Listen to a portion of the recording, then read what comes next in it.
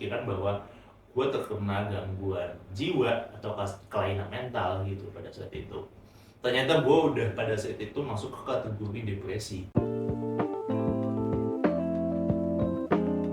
Setelah akhirnya gue dikira disantet atau gue nggak disukain sama seseorang atau gue pernah ada nyakitin perasaan orang, akhirnya gue disantet, ya gue nggak tahu. Akhirnya ya karena gue udah pusing, ya gue iya aja sebagai bocah kecil ya kan. Akhirnya singkat cerita gue dibawa ke beberapa temen bokap gue yang pada saat itu dalam masuk kategorinya orang pintar juga.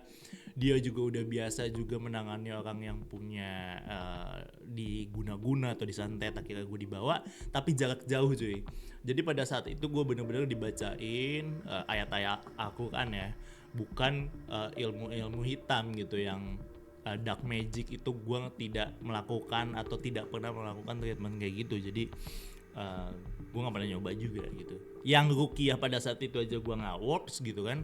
Soalnya gue pernah ada satu momen dimana gue itu gak jelas cuy, kayak kesurupan. Lo tau gak apa itu gue bener-bener gue kesurupan beneran, karena bener-bener itu lost control dari kontrol gue sendiri. Jadi itu bener-bener pada saat waktu di awal-awal gue kena anxiety, itu gue gak sadar, which is gue belum sadar. Dan gue itu waktunya kalau gak salah di maghrib, dan pada saat itu gue berperilaku aneh. Tiba-tiba gue minta bokap gue atau nyokap gue untuk sholat di depan mata gue.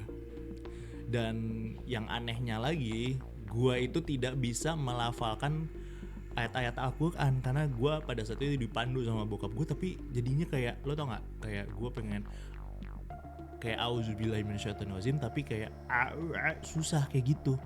Apakah itu di bawah alam bawah sadar gue atau gue gak ngerti.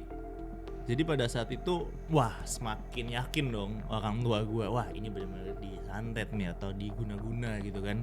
Keesokan harinya gue benar-benar langsung dibawa ke beberapa orang yang karena sebelumnya tidak berhasil melalui jarak jauh. Akhirnya gue dibawa ke ustadz yang beneran, tapi dia itu memiliki penangkaran orang-orang yang memiliki gangguan jiwa gitu. Jadi ustadz sekaligus dia punya penangkaran atau pesantren juga gitu.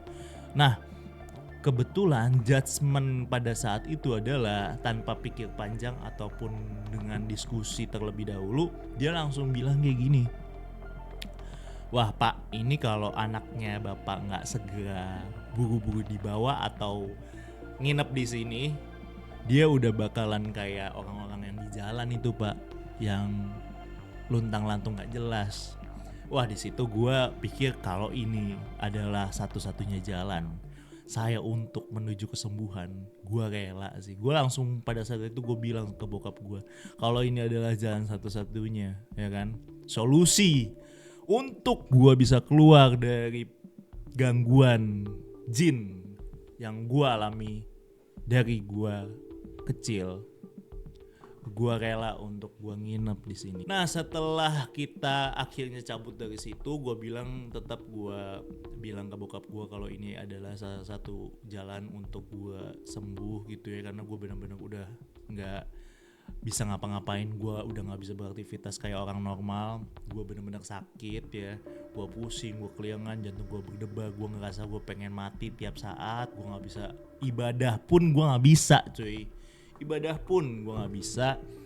Gue nggak bisa main lagi, gue nggak bisa ngapa-ngapain. Gue takut buat keluar rumah, gue takut mandi, gue takut gue mati, gue takut gue ini adalah ending dari segalanya. Dan sampai akhirnya gue berpikiran bahwa ya gue harus, ini adalah satu-satunya jalan. Gue tinggal di penangkaran ODGJ. Sampai akhirnya bokap gue mutusin untuk coba sekali lagi ke dokter, tapi ini ke dokter saraf. Nah kebetulan pada saat gue ke dokter saraf itu gue melakukan pemeriksaan yang cukup dalam. Jadi gue melakukan pemeriksaan, gue nggak tahu apa alatnya, tapi gue ditempelin beberapa kabel gitu yang ditempel bener-bener. Jadi kayak misalkan gue nggak tahu kalau di tes treadmill itu biasanya ada yang ditempel ke jantung, tapi ini di otak gitu. Dan setelah melakukan pemeriksaan di bagian otak gue, ternyata memang terdiagnosa ada bagian di dalam otak gue yang cairannya itu tidak seimbang dan saraf gue ada yang tidak sesuai. Tapi intinya adalah si dokter saraf itu memutuskan atau merekomendasikan gue untuk dirujuk ke dokter psikiater. Jadi nggak psikolog. Nah, sekaligus gue pengen ngejelasin nih, kalau teman-teman punya yang gangguan fisik dan butuh obat segera, itu sebaiknya ke psikiater langsung. Jadi kalau psikolog itu dia tidak memiliki hak untuk memberikan resep atau obat ke klien ya, berbeda dengan psikiater yang bisa mendiagnosa dan dia juga bisa memberikan resep obat-obatan. Nah, akhirnya di umur gue yang pada saat itu 14 tahun ya, which is gue sekarang udah mau 26, berarti ya 10 tahun lebih, gue di pertama kalinya gue merasa gue didengarkan. Jadi pada saat itu gue curhat sama dokter psikiater. Sebenarnya dokter psikiater ini adalah dokter psikiater yang kedua. Nah, jadi yang pertama itu dokter bukan dokter yang skalanya dokter biasa, psikiater biasa, tapi ini udah tingkatnya profesor. Kalau misalkan kalian tahu namanya Profesor Dadang Hawari, itu adalah salah satu psikiater top di Indonesia. Sekarang beliau dilanjutkan oleh anaknya yang merupakan psikiater juga, tapi beliau adalah salah satu dokter psikiater top di Indonesia. Tapi anehnya pada saat itu gue tidak berkonsultasi dengan nyaman ya kepada beliau. Sekarang beliau sudah almarhum. Gue tetap respect dengan beliau karena berkat beliau juga yang membantu gue untuk gue ternyata memiliki diagnosa anxiety atau panic disorder pada saat itu. Jadi pada saat itu gue sempat coba obat oleh beliau yang diresepkan sama beliau. Katanya gue cukup minum beberapa obat aja, tapi ternyata mungkin dosisnya itu tidak sesuai. Jadi ini adalah salah satu efek atau faktor kenapa teman-teman juga perlu cari dulu informasi dokter yang benar-benar sesuai atau enggaknya dengan teman-teman, atau nantinya teman-teman, karena berobatnya bukan cuma sekali 2 kali, psikiater itu bisa sampai tahunan. Jadi benar-benar pastiin obatnya sesuai dulu atau enggak. Nah, sampai akhirnya gua tebus obatnya mahal banget ya kan, gua kaget juga dan gua akan berpikiran minum obat ini bukan seminggu 2 minggu, tapi bener-bener bertahun-tahun, literally bertahun-tahun. Lo tau, setelah gue pulang dan gue minum obatnya, gue kekencengan obat itu, gue nggak cocok sama sekali. Dan pada saat itu gue memutuskan untuk nggak lanjut karena ya gue bukan bermasalah dengan gangguan mental. Sampai akhirnya gue ketemu dokter saraf yang menganjurkan gue untuk coba ke dokter psikiater lain, dan alhamdulillahnya gue cocok di salah satu dokter yang sampai akhir-akhir ini gue berdiskusi dengan baik, gue banyak sharing karena gue bilang gue memulai konten gue membahas mengenai isu kesehatan mental kepada beliau juga. Jadi gue banyak berterima kasih kepada dokter yang menangani gue sampai saat ini. Gue banyak sharing informasi juga mengenai anxiety dan lain-lain. Gue banyak belajar selama 10 tahun bagaimana treatment psikoterapi atau treatment yang efektif di luar dari pengobatan psikoterapika atau terapi di luar dari pengobatan obat-obatan. Nah, dan gue juga melakukan berbagai treatment atau terapi seperti psikoterapi. Jadi efektivitasnya juga seperti ada CBT atau Collaborative Cognitive Behavior.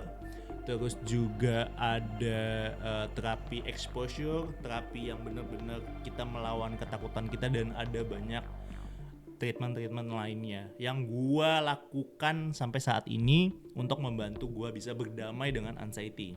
Dan pastinya dari selama 10 tahun itu gue banyak banget judgement sosial, gue nggak bisa sosialisasi, terus juga gue trust isu sama orang. Gue sering dijudge, lebay lo, penyakit kayak gitu doang, terus mental lo lemah, terus juga dibilang nggak punya iman, dan akhirnya gue survive. Gue cari, gue riset, gue ngobrol sama orang-orang yang udah berdamai juga. Seperti salah satunya gue cari informasi di internet, di luar itu udah banyak banget yang bahas anxiety pada tahun itu. Terus gue coba riset jurnal juga. Tentunya itu tetap diawasin sama dokter gue, karena kita sendiri nggak boleh nyari tahu sendiri ya, karena itu justru akan memperparah gejala atau sensasi kita. Dan ya gue ditambah ngobrol juga bareng sama ahli nih, gue juga ke psikolog, gue juga ke psikiater, dan kayak gitu. Mungkin sampai saat ini gue adalah orang yang beruntung bisa berdamai dengan anxiety dengan banyak cara gue, dan gue banyak juga share pengalaman gue bagaimana how to-nya untuk mengatasi anxiety, panic disorder, panic attack, GERD. Banyak yang gue share di sosial media gue, dan sekarang udah cukup banyak juga yang ngikutin. Lo bisa langsung cek aja di Instagram dan TikTok gue, sama-sama @donfabron. Lo bisa follow di sana dan komen atau curhat dengan gejala atau gangguan mental yang sedang kalian alamin. Kalian bisa curhat bebas, gratis. Gue juga punya beberapa produk digital yang bisa ngebantu kalian. Apa aja dari 10 tahun pengalaman gue sharing di sana lengkap. Lo bisa tanya-tanya di sana langsung ke Instagram atau TikTok gue. Dan jangan lupa share juga pengalaman kalian di kolom komentar, bagaimana kalian bisa survive sampai saat ini, biar bisa jadi pembelajaran juga buat yang lain. Dan itu akhir kata dari gue. Thank you semuanya yang udah pada nonton. Jangan lupa subscribe, like, komen, dan share juga konten ini kalau bermanfaat, atau langsung rekomendasiin ke teman-teman kalian. Thank you. Gue Don Fabron atau aka Hanif Talib, pamit undur diri. Bye bye. Thank you guys.